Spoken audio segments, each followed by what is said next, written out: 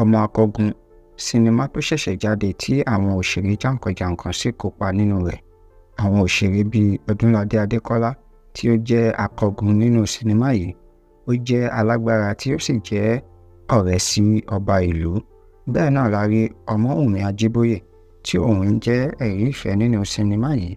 Ẹ̀rí ìfẹ́ jẹ́ omidan kan tó níwà tútù bí àdàbà tó sì jẹ́ ọmọ AKOGUN tí àfẹ́sọ́nà rẹ̀ sì ń jẹ́ Kọ́lá Ajéyẹmí. A rí Taofeek Adéwálé náà tó kópa nínú sinimá yìí tí ó sì jẹ́ ọba inú ìlú yìí tí ó sì bí ọmọ kan ṣoṣo tí orúkọ rẹ̀ ń jẹ́ Adéwìyìntán. Adéwìyìntán nínú sinimá yìí ni Dàmọ́lá Ọlátúnjí. Ó jẹ́ oníjàgídíjàgan ọmọ nínú sinimá yìí, ó sì jẹ́ ènìyàn tí ń tẹ ojú ilẹ̀ mọ́lẹ̀ báṣubàṣu.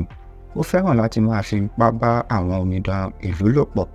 Àwọn ará ìlú ò sì nífẹ̀ẹ́ sí irú ìwà yìí. Èyí ló fà á tí AKOGUN fi gbéra lọ sí ọ̀dọ̀ kábíyèsí láti pe ìtòyè rẹ̀ sí ìwà tí ọmọ rẹ̀ ń hù. Lótìítọ́ ìwà yìí kò dùn mọ́ ọba nínú, ṣùgbọ́n nítorí òun nìkan ṣoṣo ni ọba bí, kò sì mọ nǹkan tí yóò ṣe sí ọ̀rọ̀ rẹ̀. Ṣùgbọ́n ní ọjọ́ kan, àwọn ọ̀rẹ́ Adéwìyìntán sọ fún un wípé ó wù àwọn kí ó fi ẹni tó ń fẹ́ sílẹ̀ kó sì fẹ́ ẹ̀rí ìfẹ́, ìyẹn ọmọ AKOGUN. Bẹ́ẹ̀ la sì mọ̀ pé ẹ̀rí ìfẹ́ ní ọkọ àfẹ́sọ́nà, ìyẹn Kọ́lá Ajéyẹmí nínú sinimá yìí. Ṣùgbọ́n ẹ̀rí ìfẹ́ kọ̀ jálẹ̀ pé òun ti ní ẹni tí òun fẹ́ fẹ́, òun kò sì lè fẹ́ Adéwìyìntán, ìyẹn ọmọ ọba.